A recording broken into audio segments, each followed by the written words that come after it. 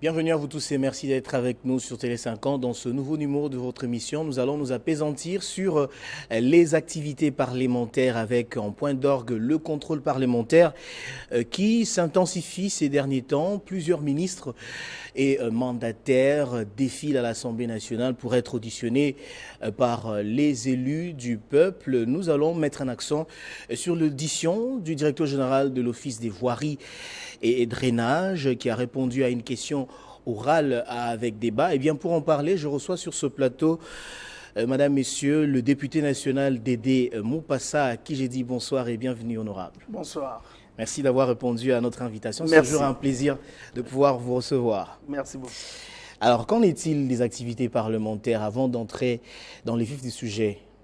Oui, c'est parmi les trois, je veux dire, les deux rôles principaux qui jouent constitutionnels, qui joue le député. Il y a le contrôle et il y a la légifération, c'est-à-dire légiférer le loi, mais aussi la notion de représentativité. Alors, les trois là, c'est ça le rôle et le travail que doit faire un député au Parlement.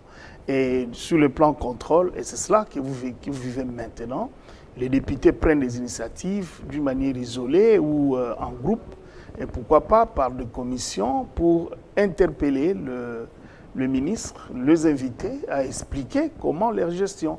Vous savez que nous revenons de vacances parlementaires, nous sommes en communion ou en contact avec la population, nous voyons sur le terrain la situation de route, de la santé, des infrastructures, je peux dire, la situation de salaire des uns des autres, la situation des hôpitaux, les écoles, tout ce qu'il y a dans la vie de la gouvernance de notre pays, nous revenons avec et nous surveillons. Par rapport d'un côté, les lois que nous mettons en place pour permettre au gouvernement d'agir dans l'espace et dans un contenu bien précis, et nous surveillons cela. Et c'est un peu ça le contrôle. Et le contrôle peut être par écrit. Des fois, on n'appelle pas le ministre, on peut l'écrire pour demander un certain nombre de renseignements. Et si on est satisfait, tant bien, on clôture les dossiers. Si on n'est pas satisfait, on passe à l'autre étape. Mais ici, effectivement, vous avez parlé de convocation pour un débat du directeur général de l'OVD. Directeur général de l'OVD. Bon, oui. moi, je ne vais pas prendre la vedette. C'est une collègue qui a fait ça, oui. le collègue Chilombo, oui. que je remercie et je salue en passant. Il fallait que je souligne cela, que c'est une initiative d'une collègue, mais ça a permis à toute la plénière, parce que vous pouvez avoir l'initiative, mais dès que ça vient au Parlement, à la plénière, ça devient une affaire de l'institution Assemblée nationale. Alors, vous êtes parmi les députés très actifs au niveau du Parlement. Peut-être une question polémique. Est-ce que la démocratie dont on parle sévit au sein du Parlement, au sein de l'Assemblée nationale? Oui, la démocratie au Parlement, c'est le respect de textes. Nous avons un règlement intérieur. Nous avons la Constitution de l'autre côté. Nous devons respecter ce dont nous nous sommes dit. La parole doit se donner, laisser la liberté à la parole, laisser la liberté aux motions incidentielles. Ce qui est le cas jusque-là. Ce qui est le cas jusque-là. Et bon, mais seulement quand on invite un certain nombre de ministres, ça c'est de l'autre côté, ça c'est dans l'ensemble maintenant de la gouvernance, il faut que les ministres répondent. Comment vous interprétez cette attitude affichée par certains mandataires et ministres lorsque vous les invitez, vous les convoquez, ils ne viennent pas, ils ne donnent pas des raisons Bon, d'abord, ce sont des manquements qu'on doit sanctionner. La loi a tout prévu. Un ministre qui s'en fout, qui ne vient pas, ou un mandataire, il y a des sanctions pour ça. Parce qu'il doit venir, il est responsable. Vous avez investi le gouvernement. Il est obligé de venir. S'il ne vient pas, il est appelé à être... On doit les sanctionner et on peut même limoger selon la loi. Il faut poursuivre. Vous en avez le pouvoir. Mais jusque-là, je ne constate pas encore un refus de ministre, mais il y a des excuses parce que le fait de ne pas venir doit être justifié.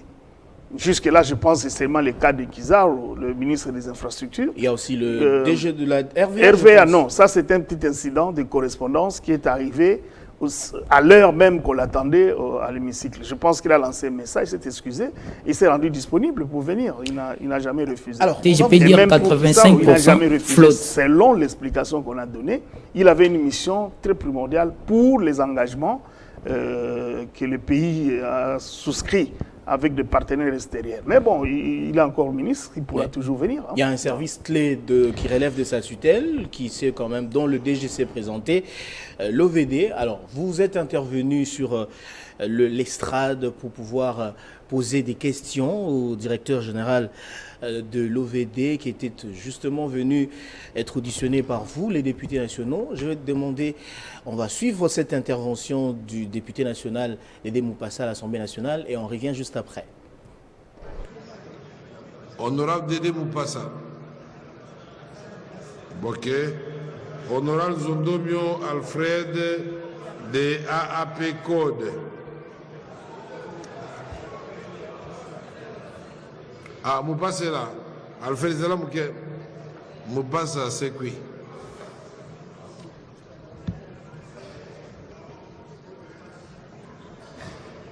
Mot de passe. Merci, Président, de la parole. Honorable Président, honorable membre du bureau, honorable député, chers collègues, à ce stade de questions, je pouvais dire sans objet, mais je fais mien toutes les questions qu'on a posées ici, mais j'ajoute 2-3 petits éléments. La voirie a été créée pour résoudre le problème dans le milieu urbain. Vous êtes sans oublier que dans les milieux ruraux, il y a des cités qui ont plus de probation de villes. Et d'ailleurs, il y avait même un décret ou une ordonnance qui a fait passer beaucoup de cités comme des villes. Je citerai ici Dibayalouboué, Mangaï, Panou, sont des grandes agglomérations. Même Idiofa, là où j'ai été élu, dans ma circonscription. Vous pouvez citer tant d'autres. Alors, la structure de voirie ne s'y trouve pas. Ce sont des villes qui prennent des allures sans voirie, sans représentation. Ils sont difficiles à maintenir tout ce problème d'érosion ou de problèmes qui se passent en ville. Quelles sont les précautions que vous avez prises pour ce genre de problème? Aussi, vous avez présenté dans votre tableau, c'est vrai, vous pouvez demander 100% de frais, mais on vous alloue une partie. Mais vous ne dites pas qu'est-ce que vous réalisez, le taux de réalisation du montant qu'on vous alloue. Ça, vous ne le dites pas. Et aussi pour la qualité des travaux. Vous n'avez pas dit qui certifie dans la procédure les travaux que vous réalisez. Qui les certifie? Parce que vous ne citez pas BCT, qui est le bureau technique de contrôle, qui devait certifier les travaux après que vous puissiez les réaliser avant la remise de l'ouvrage. Alors, quels sont des organes de certification que vous utilisez? Merci, Président, c'était les 3 petits éléments. Merci, honorable Dédé Moupassa. Vous avez été très bref, merci beaucoup. Honorable les femmes...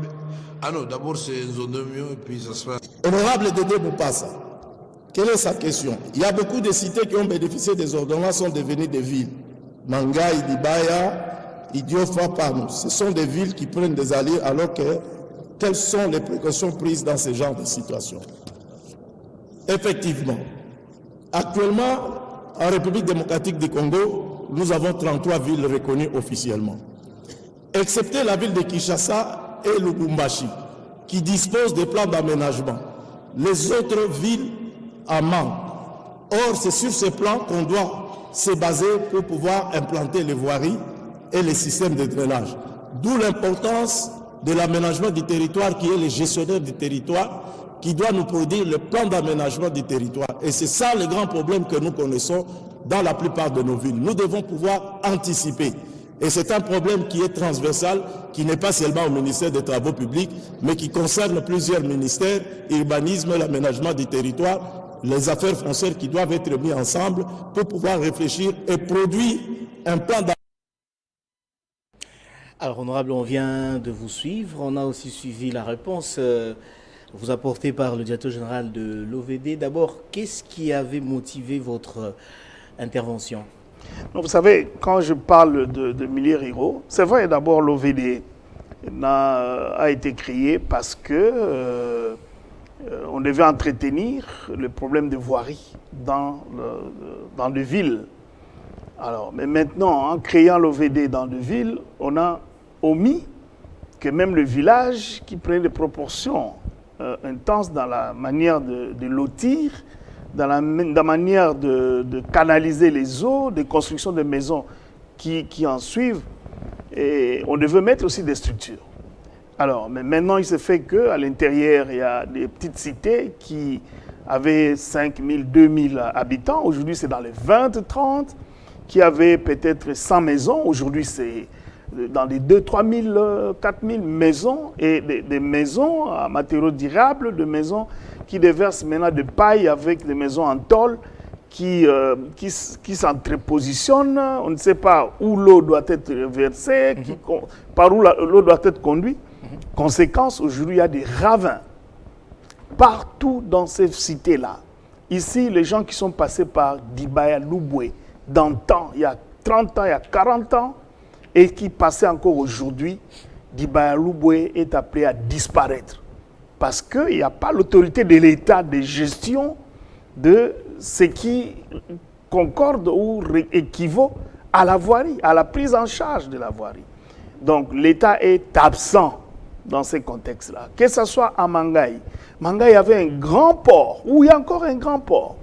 Mais maintenant, ces ports, c'est pour évacuer tous les produits qui viennent de l'intérieur de l'Idiofa sur la grande rivière Kassai. Alors, mais maintenant, pour accéder à ces ports aujourd'hui, il y a des ravins qui traversent toute la cité, mais au même moment, la croissance, que ce soit économique, que ce soit la densité de la population, que ce soit la construction, l'aménagement de la cité, a fait que la cité est passée d'une cité ordinaire par une ordonnance et passée une ville.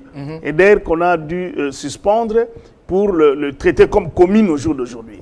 Alors, même si c'est une commune, la commune fait partie d'une ville et doit être gérée comme telle, avec les services de voirie. Mais il y a l'absence de ces services qui peut prendre en charge. Aujourd'hui, la lutte anti-érosive pose un problème énorme parce que ça fait partie de la voirie. Alors, donc, vous dites ici, je n'ai cité que deux cités, mais il y en a plein. À Idiofa, tu vas aller jusqu'à Panou, la cité qui émergeait. D'ailleurs, on avait à un moment donné créé un ministère d'aménagement du territoire et création de villes. Hein? Alors, c'était pour permettre à ce qu'on puisse faire naître d'autres villes. Et comme ça, ça va décongestionner les conditions de vie dans la grande agglomération de Kinshasa. Alors, parce que Panou n'est pas très loin de Kinshasa. Si on donne la chance à Panou, on donne la chance à Yolo d'émerger, vous ne verrez pas les gens ici. Parce que c'est à quelques minutes de Kinshasa. Donc, des mêmes conditions qu'on peut mettre là-bas et garantir les efforts des individus ou des entreprises qui émergent là-bas, ça serait une bonne chose. Vous décriez l'absence des services. Vous vous êtes adressé au directeur général qui vous a répondu. Êtes-vous satisfait? Non, mais la réponse pour moi, la satisfaction, c'est la réalisation. Il faut qu'on arrive à réaliser.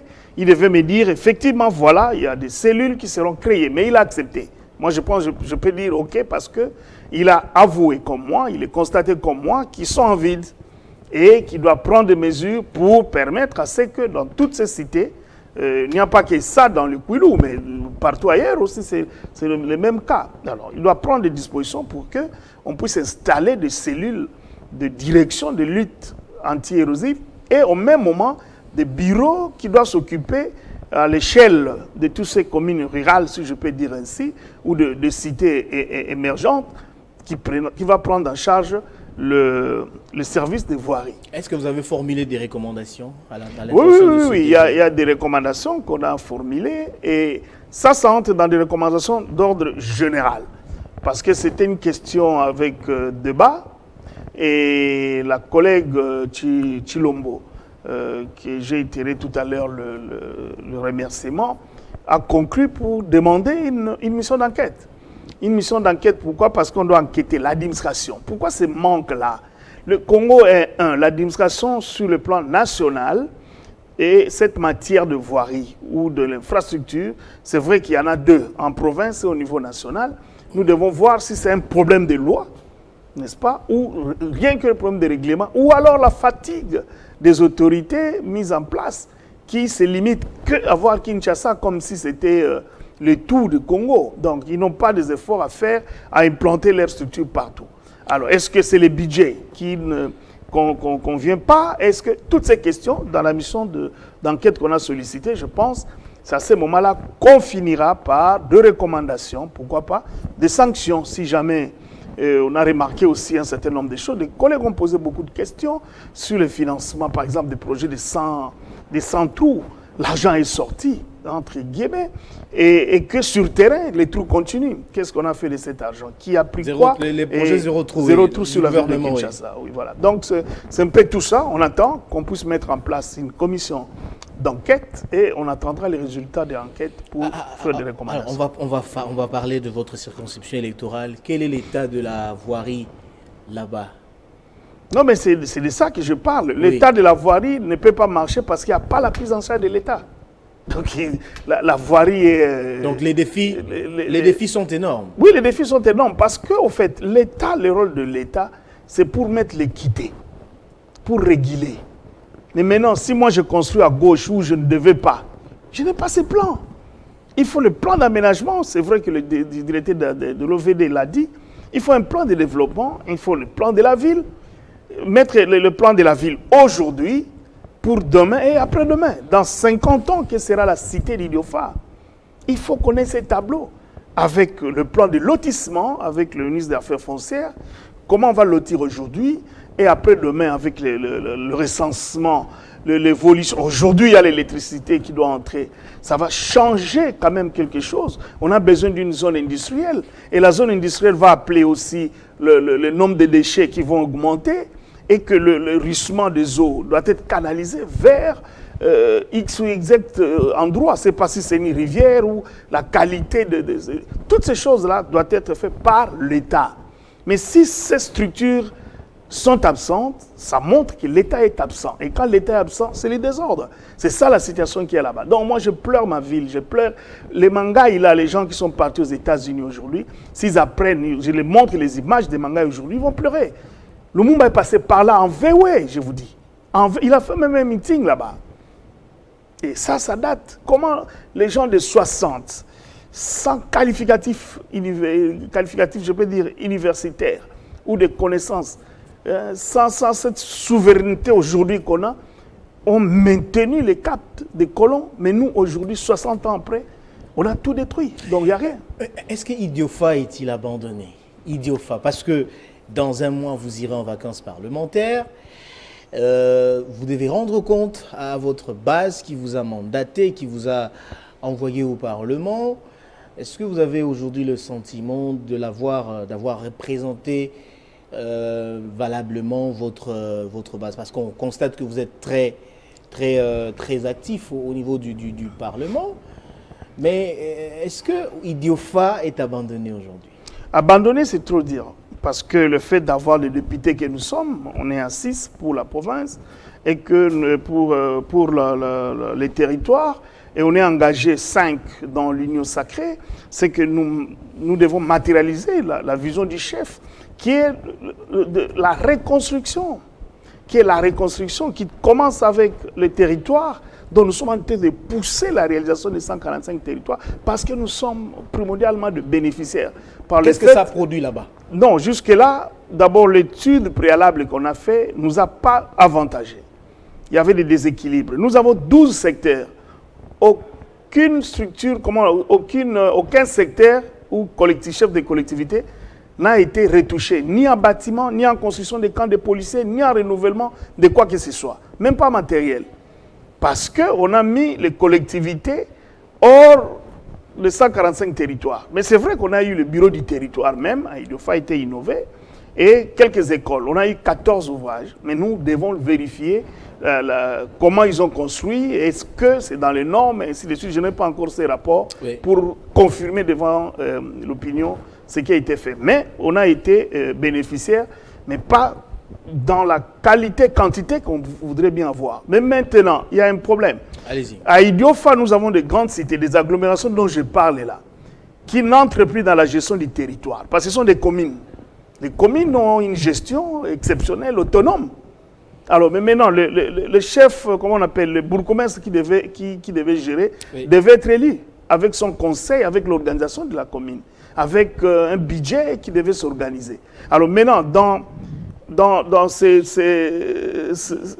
pousses du développement de 145 territoires, il faut qu'on joigne là-dedans les communes aussi, les communes rurales. Pourquoi pas? Parce qu'il n'y a pas un plan de développement de ces communes. Donc les communes restent abandonnées, les secteurs abandonnés. Donc ce projet et les territoires contient des étapes. Non, ça va par étapes, en fait. Sur la première étape, on a construit quelques infrastructures. Ça évolue à quel rythme? Alors maintenant, il faut l'évaluation. On a reçu le ministre l'année passée, ça c'était l'année passée, le ministre, il est vice-premier ministre, ministre du plan, nous a reçus, il a donné quelques évaluations, mais c'était en cours, à mi-parcours. Maintenant, on va voir comment ils ont finalisé pour nous donner le rapport final. Donc, c'est des choses dans ces contrôles qu'on doit faire quand même pour savoir ils sont à quel niveau, qu'est-ce qu'il reste à faire pour qu'on entame le deuxième niveau, deuxième étape, parce que le mandat, nous sommes sous un mandat, il nous reste 2-3 ans du travail. C'est vrai que la guerre est en train de déranger et tous ces plans que le président de la République a mis en place, donc, mais on doit y revenir. D'un côté, on doit faire la guerre, mais de l'autre côté, nous devons aussi continuer avec le projet de développement. Une question, honorable. Dans le cadre de vos prérogatives en tant qu'élu, qu'avez-vous fait depuis la rentrée parlementaire de la session de mars en faveur de votre circonscription? Oui, faire en faveur de la... En termes d'activité parlementaire. Mais oui, mais c'est d'abord les vacances parlementaires. On est revenu avec un rapport qu'on a défendu pour dire que toute la situation qui ne marche pas là-bas est connue du gouvernement au travers de notre rapport. Parce qu'on a siégé, on a donné une synthèse au niveau de la plénière. Maintenant, nous regardons le gouvernement, comment il va agir. Et parce que le moyen aussi, on a donné pour un certain nombre d'éléments, des choses, mais nous savons, on est conscients, avec tout ce qui est arrivé, qu'on doit aller tout doucement, tout ne viendra pas au même moment. C'est notre régime. Mais alors, si c'est notre régime, c'est les enfants d'Idiofa qui ont donné les 73% au chef aussi. Donc, il doit être aussi bénéficiaire. 73%. Wow. Donc, 73%, oui. Donc, il doit être aussi bénéficiaire. Pas en quémandant, mais dans le partage équitable des richesses, en faisant des plans équitables aussi, la redistribution équitable. C'est comme ça que je dis, si nous sommes en manque de la voirie là-bas, les fonds qui devaient financer un certain nombre de projets pour réhabiliter des routes, pour accompagner les routes déjà construites. Dans ces cités-là, on en a besoin. Le développement rural doit construire des forages dont il était question. On ne pouvait pas mettre que des lampadaires dans la ville de Kinshasa. On en a besoin des lampadaires aussi dans ces cités-là. Parce que ce sont des communes comme toutes les communes ici. Alors, si on peut mettre des forages, la régie des eaux doit accompagner là-bas le lampadaire et pourquoi pas voir d'abord l'action même de ces cités. Aujourd'hui, avec l'électrification, il faut que là où il y a la rivière qui passe, c'est un don de Dieu. À Mangaï, à Panou, il faut que le port redevienne un port valable pour charger des marchandises, pour recréer l'économie. Car à Dibaï-Louboué, par exemple, c'est un port de jonction entre Sankourou et les amis qui sont de Kinshasa ici, qui envoient leurs biens, qui doivent aller vers le Sankourou. Alors, honorable, c'est très bien compris. On va chuter, on va terminer. Il nous reste quelques minutes. Vous êtes aussi un mécène, un grand opérateur culturel très réputé à travers le pays, mais aussi dans le monde. Aujourd'hui, quelle est votre lecture sur le secteur culturel en RDC? Il y a maintenant des avancées. Nous avons maintenant la loi fondamentale sur les mesures d'application de la culture en RDC. Ça a été voté au Parlement. Je dis coup de chapeau à Madame Yolande. C'est une avancée? C'est déjà une avancée, parce qu'avec ça, il va prendre un certain nombre de mesures par des arrêtés, ou alors les décrets du Premier ministre pour encadrer la nature, d'abord les statuts d'un musicien qui est artiste. Le fait de chanter, tout ça, c'est bien, c'est beau. Mais maintenant, comme profession, il faut qu'on vous donne un statut. Et le statut est défini par un décret du Premier ministre ou l'arrêté du ministre. Et c'est la loi qui donne tous ces cadres-là. Qui doit se produire et qui le fait produire? Quel est le rôle de l'État derrière une production? Oui. Vous êtes un orchestre. Quel est le document qu'on doit vous donner? Ce n'est pas vous réunissez 4, 5, 6 garçons et vous vous dites, voilà, je suis le patron de l'orchestre. Vous ne payez pas les salaires. Il n'y a pas la sécurité sociale pour eux. Ils ne payent pas l'INSS, ils ne payent pas ceci. Ils n'ont même pas la carte de travail. Quelqu'un qui va quitter la Tanzanie, qui vient ici, joue, il repart. Mais en Tanzanie, vous ne jouerez jamais. Hein. On ne joue jamais comme ça, là. En Zambie, vous n'allez pas jouer si vous n'avez pas un permis de travail. Donc c'est ça l'organisation qui sera mise en place. Je pense que madame va s'ouvrir et aux acteurs, aux opérateurs, pour permettre à ce que nous puissions mettre en place cette structure, superstructure, pour permettre à ce que les artistes puissent travailler aisément. En gros, s'il faut parler du bilan, s'agit-il d'un bilan positif ou négatif ou mitigé du secteur culturel? Non. Il y a encore des efforts à faire. Oui. Le Congo, c'est pas moi encore quel est le vrai mot que je dois dire. Le mot part très souvent. C'est-à-dire il y a cette inadéquation entre la richesse même que nous avons sur le plan culturel et ce que nous produisons. Moi, je vais dire sincèrement, de la richesse culturelle que nous avons, nous ne produisons même pas encore 10%. S'il y a de l'ordre et que nous organisons des choses, oui, je vous dis, ce que nous allons produire sur le plan culturel ne voit pas que la chanson, dans tous les aspects de choses. Donc la production, si on augmente de 10 à 20 à 30%, oui, je vous dis que vous allez voir. Le Congo, c'est un pays culturel. Et quand vous dites c'est un pays culturel, ça veut dire c'est un pays qui inspire à l'industrie. Parce que c'est le culturel qui crée l'industrie. Très bien. Et les culturels qui créent l'industrie répond aux besoins. Et c'est les culturels qui vont amener le développement. C'est des thématiques qu'on peut explorer une autre fois, ou d'ailleurs on avait commencé dans les émissions précédentes. Oui, on va approfondir ça dans nos prochaines émissions. Honorable, vous avez été très clair. Merci beaucoup pour toutes ces explications, pour tous ces éclairages, à la fois sur les activités parlementaires, mais aussi sur le secteur culturel. Député national Dédé Moupassa, je vous remercie d'avoir répondu à notre invitation. C'est vite parti, hein? Oui, on a fait merci plus bien. De 30 minutes. Merci bien, parce que de temps en temps, des questions parlementaires, on donne les informations sur ce qui se passe au Parlement, mais on ne fignole pas exactement sur le travail que nous sommes en train de faire. Merci de votre invitation. Ça m'a donné quand même le temps à expliquer un peu qu'est-ce qui a été fait et qu'est-ce qu'on peut faire. Et vous avez été suivi aussi par tous vos électeurs au niveau d'Idiofa. Merci bien. Voilà qui boucle complètement cette émission. Madame, Monsieur, je vous remercie de l'avoir suivi sur votre chaîne Télé 50.